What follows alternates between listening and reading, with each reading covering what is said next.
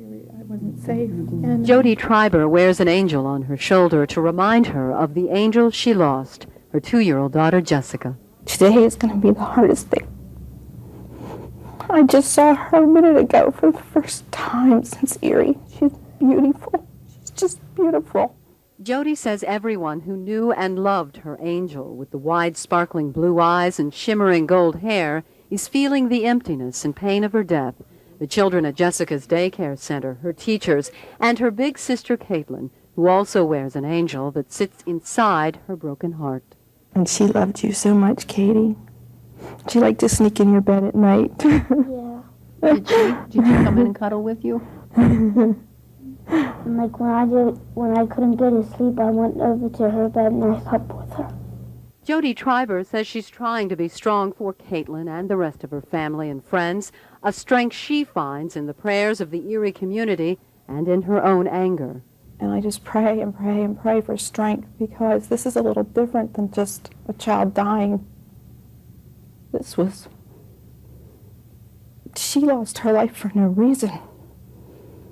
And now because of that, I can't just grieve for my baby. I have to do something. And I am, and I have been, and I will continue to. If you're trying to outrun or outsmart the finance company that owns your car, there's a good chance this man will find you. I'll know who you pay, where you shop, where you eat. Everything's available. You are one smart reporter. I'll end up knowing you as well as you know yourself. Eddie repossesses cars for a living. Because of the sensitive nature of his business, Eddie has asked that we not use his last name. Eddie is a self-described bounty hunter. It's like a bounty. You know, until it's captured, there's no money. You're a bounty hunter. More or less. His trophies are the cars he captures from people who don't make their payments. 9 out of 10 cars I pick up, they sent the check out yesterday. And, you know, we know you didn't. You're 3 months behind. If you would have made an effort, the bank wouldn't have repossessed or wouldn't have sent me the fax to pick it up. Eddie spends all of his waking hours out here on the streets hunting. We're going over here on East 25th. See if we can find a car. Now, what are we looking for? What kind of car are we looking for? We're looking for a Pontiac, Bonneville. Our car's not home. Not there. No, our car was not there. This job is 99% luck that you're in the same neighborhood at the time the car is there. Repossessing cars is not without emotional stress or danger. Eddie tells stories of people who beg, plead, and fight for their cars. You know, 7 o'clock in the morning, she's screaming at her daughter, "Call the police! This man's stealing my car!" Finally, thank God for the coldness, she couldn't take it anymore. She says, "Fine, just take my car." Over the years, Eddie has been kicked, punched, and had his windshield smashed. Because of the risks involved, Eddie's motto of repossession is get in, get out, and no one gets hurt. Look how fast he snags this car. And away we go. Away to another neighborhood, to another hunt, to another capture. All in a day's work for this self-described bounty hunter. Kim Young, WSEE, Newswatch 35.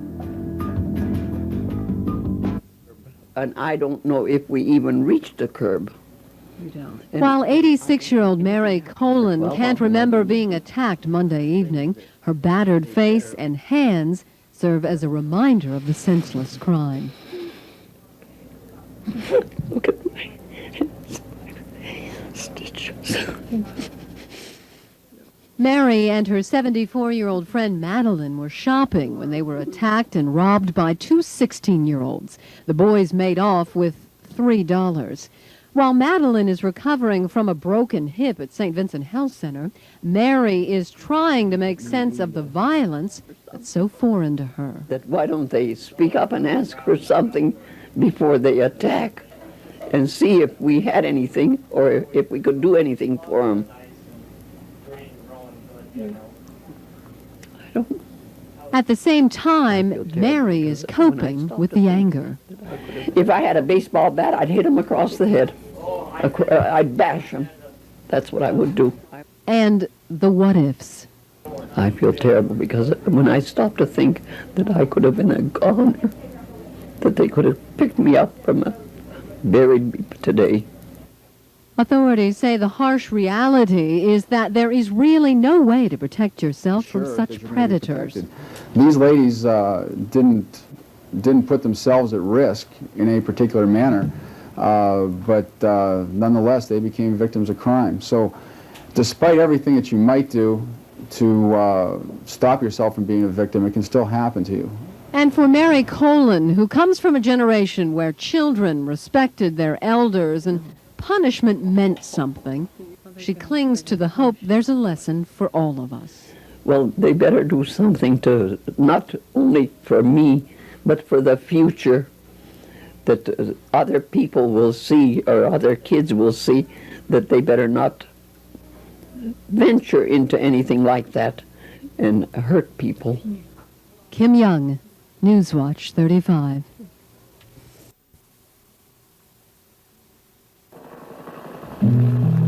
Time it was, and what a time it was, Attacks are being launched this week to clean out major enemy sanctuaries on the Cambodian-Vietnam border. The images of a war fought more than 2 decades ago have haunted June McCaskey ever since she and her late husband said goodbye to their young son as he set sail for the Gulf of Tonkin. That was the last time that you saw Jimmy? Yes, I kissed him and I said Godspeed. Navy pilot Jimmy Brahms has been presumed dead since his jet was shot down in 1968. His father and I abandoned all hope when the men returned to Clark Field. The prisoners were released in February and March of 1973. The U.S. Navy notified June McCaskey last week that it had found the remains of her son's jet and a peasant farmer who saw Brahms' jet go down. A time of innocence, a time of confidences. The discovery has erased the images shadowing her son's memory. You have waited all of these years to hear about your son. All of this time, what have you been thinking? You must have thought... Everything horrid. That he was captured, tortured, executed. For June McCaskey, who cradled a young boy in her arms and held a man's memory in her heart, the healing can now begin. Is this where your healing begins now? Now can God you... willing. God willing. I have a photograph. Preserve your memories.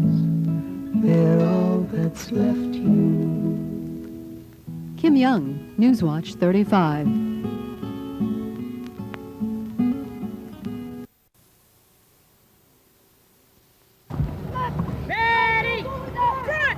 Here on Paris Island, fierce drill instructors teach female recruits what it takes to become warriors, what it takes to become Marines. Why is that rust? Why? Why do I see rust on that weapon like that? That's sick! Keep the magazine well to the front, Nagy. Bullets! Punch! Left, right! Left, right! Fight!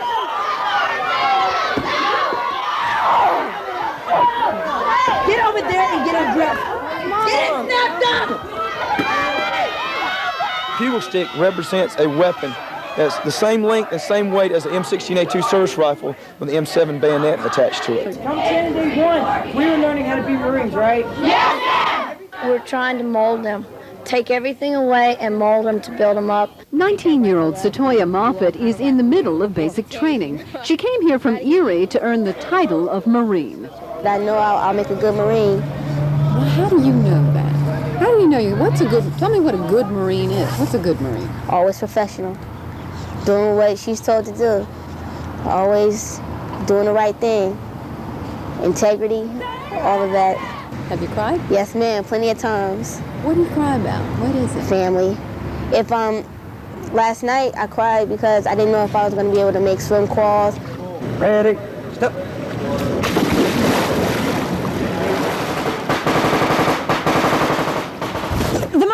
Also part of training here at Paris Island is an endurance course called the Crucible. The Crucible teaches recruits here unity.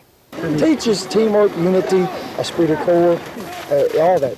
It does. When you make someone suffer together, it teaches all that. It just happens. It's human instinct. 1 out of every 4 female recruits drops out of basic training. Satoya Moffett says she won't be one of them.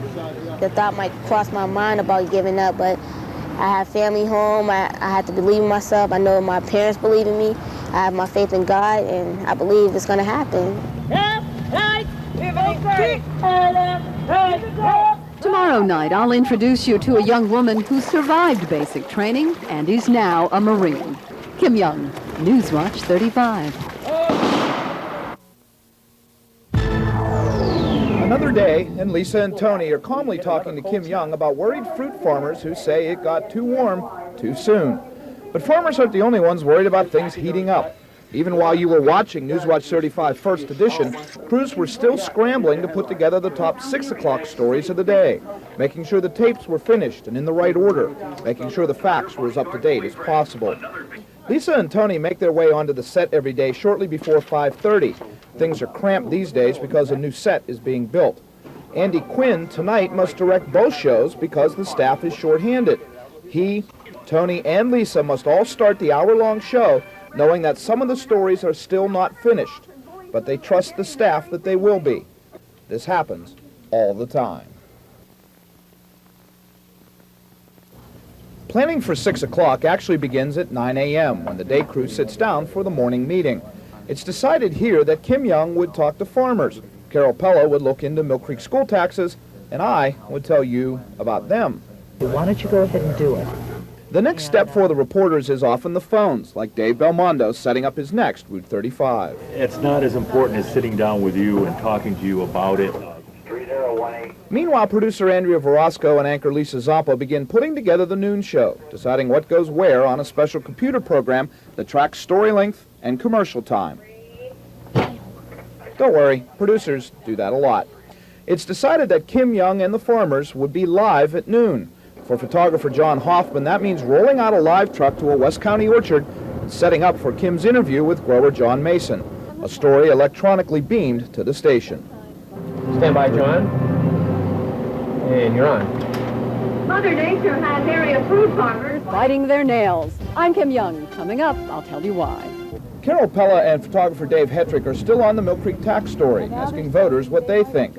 By now, photographer John Hoffman has finished his live shot and now joins afternoon reporter Tricia Rutherford for a tour of the Boston store renovations. No, and that's why he's saying. Okay, but the afternoon news meeting. So far, no fire or accident has happened to change the plans. Wednesday's schedule is discussed. So far, so good. Between 3:30 and 5:30, it's crunch time. Reporters gather last bits of information to write the stories. Photographers hit the edit booths to put the video together. The producers sweat the details, spelling, national stories, late updates. It's here the stress can go up, the language can go downhill. We were lucky today. Any major story would have thrown all those plans out the window. But that hasn't happened today, so far. Scott Bremner, Newswatch 35. You just lost $1,000 an acre. If you have 100 acres, that's 100,000. Out here in this crowd, Kim, there's a lot of folks, as we said, that were very energized by this and will take that message out in the next 10 to 12 days trying to get George Bush elected president. Right, and Scott, as we're looking inside, we're still seeing the governor make his way through this mob of people, and you see Secret Service agents around him and making sure that he can get out of here safely, and he's just shaking as many hands as he can, and General Colin Powell. A lot of these people said that they were very excited that General Colin Powell was here. Of course, they're excited over their candidate, but one person told me that that was just really the icing on the cake for them, that General Colin Powell was here. And of course, Governor Tom Ridge certainly always energizes the citizenry here in Erie. And that's what they're talking about, Scott, in here, about how much this meant to them. Again, we talk about Governor Bush being here once before and how much this meant to them that he would come here again. The governor also talked about how important it is for these people to reach across the political divide, he said. Reach out to the Democratic constituency here and try to encourage them. He said those Democrats who have an open mind, or perhaps those people who are independent. On election night, 35 WSEE was the one station Erie turned to for up-to-the-minute voter results. Santorum has been declared the winner. The race between incumbent Congressman Phil English and Dr. Mark Flitter. I want to thank all of my supporters for making this possible. And thanks to our website, you were able to get all the numbers as fast as they came in. Thank you, Erie, for proving once again that on election night, experience matters.